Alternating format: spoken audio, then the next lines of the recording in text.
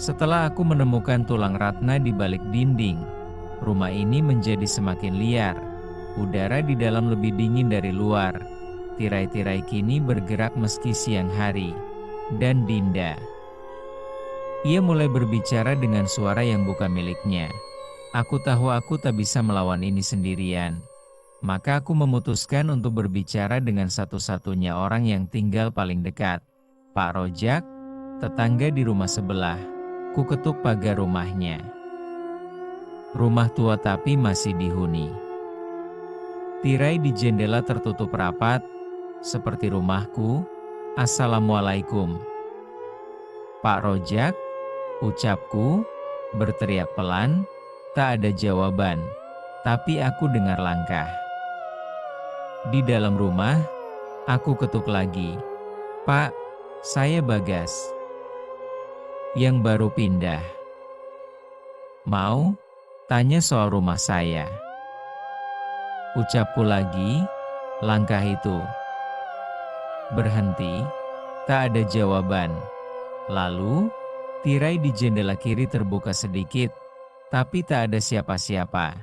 Aku merasa diperhatikan. Akhirnya, sore hari aku melihat dia keluar rumah. Kudatangi cepat-cepat, Pak Rojak. Mohon maaf ganggu. Bapak kenal dengan rumah tempat saya tinggal sekarang? Tanyaku, rumah itu. Mestinya tetap kosong, jawab Pak Rojak, terdiam, lalu menunduk. Kenapa, Pak? Tanyaku, dulu, waktu saya masih kecil. Ada wanita muda tinggal di situ. Namanya Ratna. Pembantu di rumah itu. Tapi suatu malam, dia menghilang. Katanya kabur. Tapi nggak pernah ada yang lihat dia keluar. Waktu itu nenekmu masih hidup. Orangnya aneh, jawab Pak Rojak. Jadi benar. Dia dibunuh. Tanyaku, kau sudah lihat dia? Tanya Pak Rojak. Gemetar, aku mengangguk pelan. Kalau sudah, cepat pergi. Jangan tunggu sampai kau atau anakmu dijadikan tumbal. Itu rumah bukan cuma berhantu, itu rumah tempat orang ditukar dengan yang mati. Kata Pak Rojak. Keesokan paginya, aku berniat menemui Pak Rojak lagi. Tapi rumahnya sunyi, pintunya terbuka sedikit. Kudorong pelan, Pak Rojak, panggilku, berteriak, tak ada jawaban. Aku ingin menjawab. Tapi jendela di ruang tamu bergetar sendiri. Tirainya bergerak cepat, seperti panik. Atau marah, dan untuk pertama kalinya terdengar suara ketukan keras dari dinding. Tok, tok, tok, tok. Suara itu mengalir dari ruang tamu. Ke lorong. Ke kamar atas, dan berhenti di lemari tua di sudut ruangan. Aku buka lemari tua itu, dan menemukan sebuah papan kayu di bagian dasar. Aku congkel, dan di bawahnya, ada ruang kecil tersembunyi. Di dalamnya, ada kendi tanah liat dengan penutup kain hitam, benang merah yang sudah kusut, dan sebuah buku tua bersampul kulit bertuliskan aksara Jawa kuno. Kubawa benda-benda itu ke meja. Buku itu berisi ritual pemanggilan dan pengikatan arwah. Beberapa halaman hilang, sobek, dan beberapa penuh bercak darah kering. Lalu aku menemukan halaman ini. Untuk mengurung roh yang mati tanpa restu, ikat namanya dengan darah pewaris. Tirai adalah pengikatnya. Darah adalah penutupnya. Jika pengikat mati, pengganti adalah darahnya. Itu artinya aku atau Dinda, gumamku, Membaca pelan, kupanggil Rina ke atas. Kukatakan padanya apa yang kutemukan. Dia tak bicara, hanya menatapku lama. Kamu ingat waktu kamu kecil? Kamu pernah sakit keras? Tanya Rina. Pelan, iya, jawabku. Ibumu bawa kamu ke rumah ini. Tapi bukan buat dirawat. Aku temukan fotonya. Kamu dibaringkan di tengah lingkaran merah.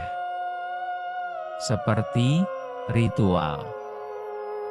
Ujar Rina, apa maksudmu? Aku pernah jadi bagian dari ini? Tanyaku, kamu sudah diikat sejak kecil. Gas. Rumah ini milik darahmu. Dan sekarang, Dinda adalah penggantimu. Jawab Rina, meneteskan air mata. Aku mendengar suara langkah dari kamar Dinda. Kutinggalkan Rina di kamar dan berlari ke kamar anakku. Saat pintu terbuka, kulihat Dinda duduk di tengah lantai, dengan lingkaran benang merah di sekelilingnya. Di depannya, Ratna, jelas, utuh, bersinar samar merah darah. Kulangkah masuk.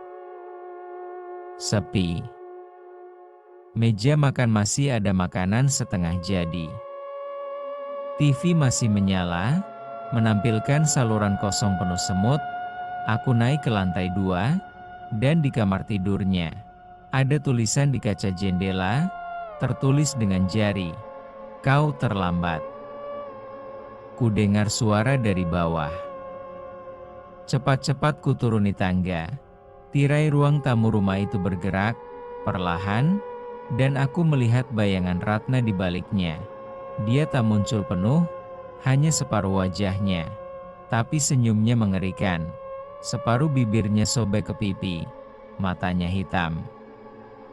Dan meneteskan darah. Kau mencoba melarikan diri dari darahmu sendiri, Bagas.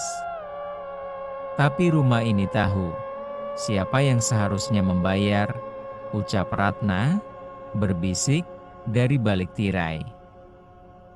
Aku menemukan Dinda menulis di dinding dengan spidol merah. Dinda. Kamu nulis apa? Tanyaku. Pelan, dia menoleh dengan kepala miring, tersenyum aneh. Nama-nama yang dia bisikan ke aku. Yang akan dipanggil selanjutnya, jawab Dinda. Kupandangi tembok itu, dan nama terakhir yang ia tulis adalah Rina. Tetangga kami hilang, anakku tak lagi jadi dirinya, dan istriku. Kini target berikutnya. Rumah ini sedang berburu, dan kami hanya pion dalam ritual yang diwariskan turun-temurun. Aku tak bisa tidur malam itu. Duduk di ruang tamu, dikelilingi tirai yang tak lagi kututup sepenuhnya. Kubiarkan mereka terbuka sedikit. Biar aku tahu kalau dia datang. Di tanganku, kutekan kuat surat Ratna yang kutemukan di loteng. Di benakku, hanya satu hal. Kenapa nenekku melakukan semua ini? Rina duduk diam, tatapannya kosong ke arah luar jendela. Dinda tak mau sarapan, dan terus menggumamkan lagu yang tidak kukenal. Rin, kita harus pergi. Hari ini, ujarku, kita gak bisa kemana-mana, Bagas.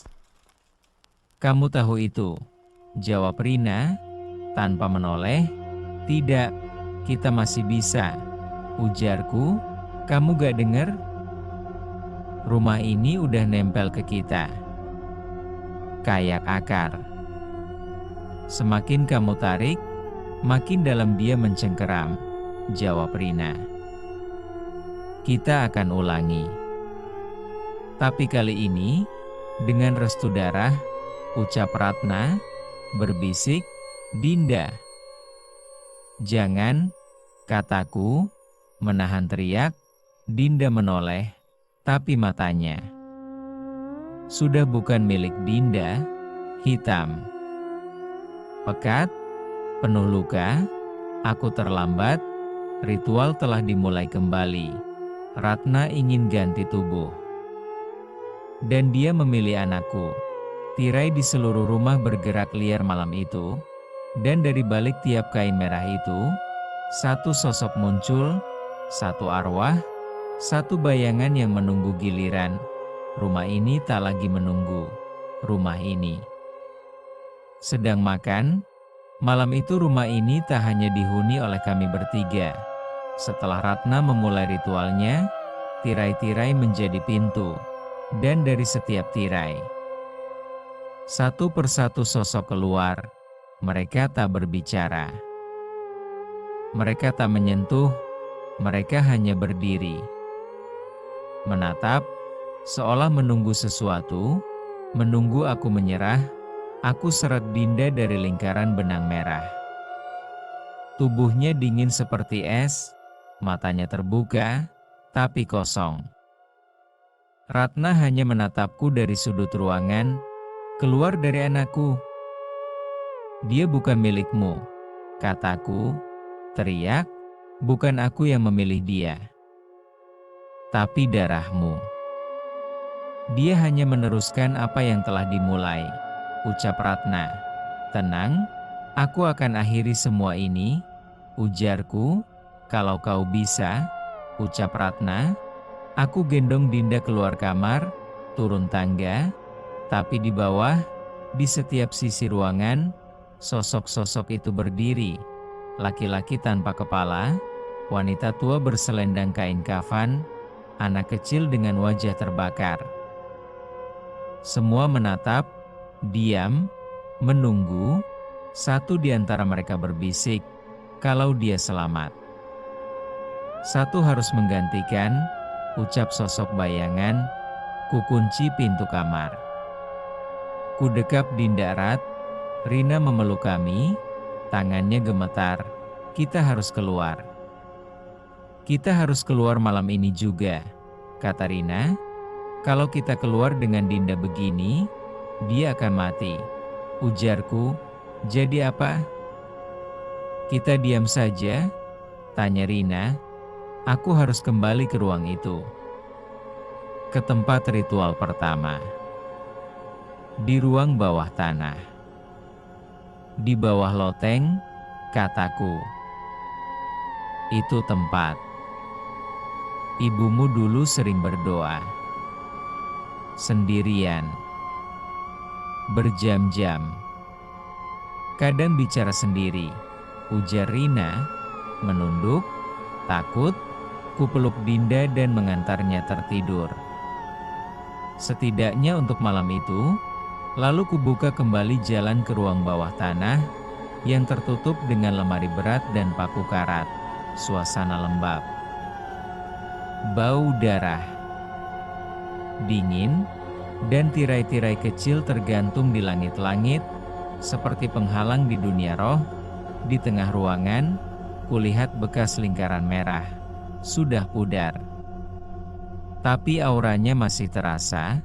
Aku berdiri di tengah. Mengambil kendi, tanah liat dan buku ritual lama. Kumasukkan beberapa helai rambutku sendiri. Darah dari luka di tangan, dan kuucapkan dengan lirik kata-kata dari halaman terakhir buku.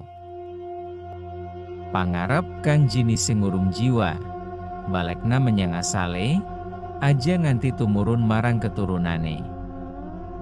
Dan semua tirai di dalam rumah terbakar perlahan. Tanpa api. Tanpa suara. Tapi hilang, suara jeritan mulai terdengar. Ratna menjerit. Wajahnya retak seperti kaca. Sosok-sosok yang diam mulai memudar satu persatu. Anak kecil yang terbakar itu menoleh padaku dan berkata, "Terima kasih," ucap sosok anak. Rumah ini sunyi, terlalu sunyi, tirai-tirai menghilang, ritual berhenti. Tapi saat aku kembali ke kamar, Dinda berdiri menghadap dinding, menulis dengan jarinya. Di dinding kosong yang dingin, dan ia menulis satu kalimat, "Satu masih tertinggal, kupikir semuanya sudah selesai." Tirai sudah lenyap, ritual terputus, darah telah dikembalikan ke tanah. Tapi Dinda menulis itu di dinding kamar, satu masih tertinggal. Dan sejak malam itu, ada satu ruangan yang terus terasa dingin. Meski tidak ada jendela, tidak ada tirai, tidak ada cahaya, ruang ibu, kamar yang dulu dipakai ibuku saat dia masih hidup, yang belum pernah kami sentuh sejak pindah. Aku berdiri lama di depan pintunya, Rina memegang bahuku. "Kamu yakin dia masih di dalam?" tanya Rina, pelan. Aku gak tahu siapa yang dimaksud Dinda. Tapi kalau ada satu yang belum pergi, mungkin itu dia, ujarku. Ku buka pintunya perlahan. Kamar itu gelap, tak ada jendela, tak ada suara, tapi di tengah ruangan ada kursi goyang, dan kursi itu bergerak pelan. Sendiri, di atas meja kecil, ada bingkai foto ibuku, tapi wajahnya dihapus. Kertasnya robek di bagian mata dan mulut, dan di bawah bingkai itu, sebuah catatan. Tulisan tangan ibu, isi catatan, "Ratna bukan yang pertama. Dia hanya yang paling keras menjerit. Aku harus kurung mereka. Tapi mereka tetap datang. Darahku tidak cukup kuat. Tapi darah cucuku bisa jadi segel yang sempurna. Cucuku.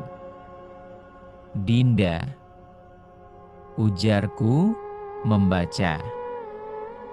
Tanganku gemetar. Ibuku sudah tahu semua ini. Dia yang memulai, dia yang mengikat, dia yang menyerahkan Dinda.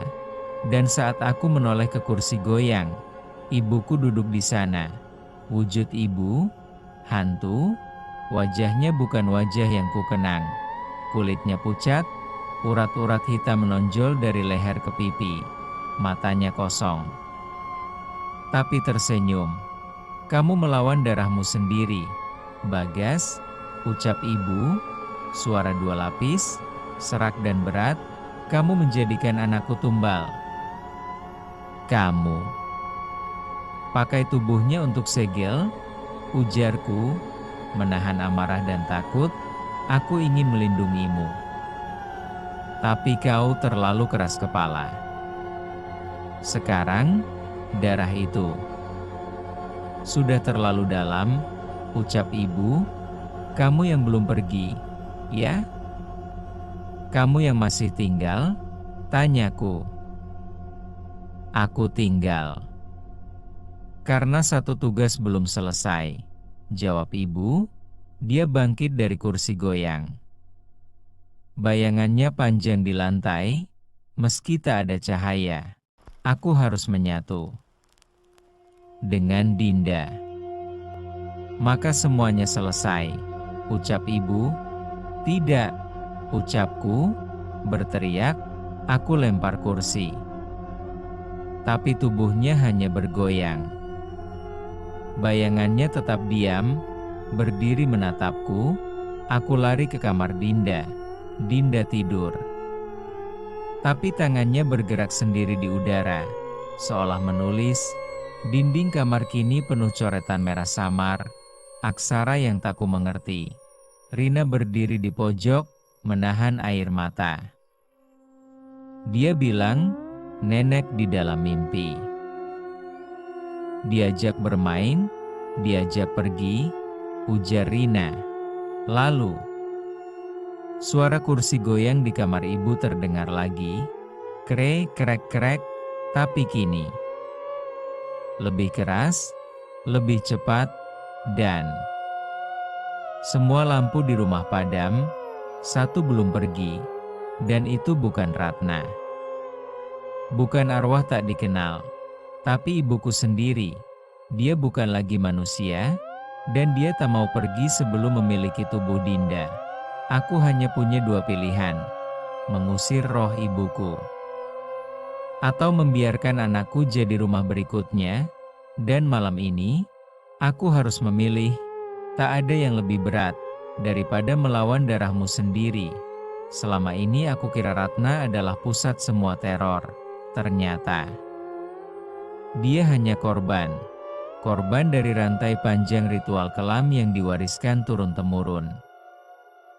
Dan di puncaknya, Ibu, kupasang lilin di setiap sudut rumah. Rina memeluk Dinda di kamar. Aku berdiri sendirian di tengah ruang tamu. Tempat tirai dulu biasa bergerak, kini hanya dingin yang tersisa. Tapi kehadirannya makin jelas. Aku tahu caranya. Di buku ritual, ada satu bab terakhir, pemisahan darah, ritual yang bisa memutus keterikatan roh dengan garis keturunannya. Tapi risikonya, darah akan melupakan darah. Langkah-langkah ritual: ambil rambut dari roh yang ingin diusir, kini milikku, milik ibu. Bakar dengan api merah, dari lilin yang ditetesi darah pewaris.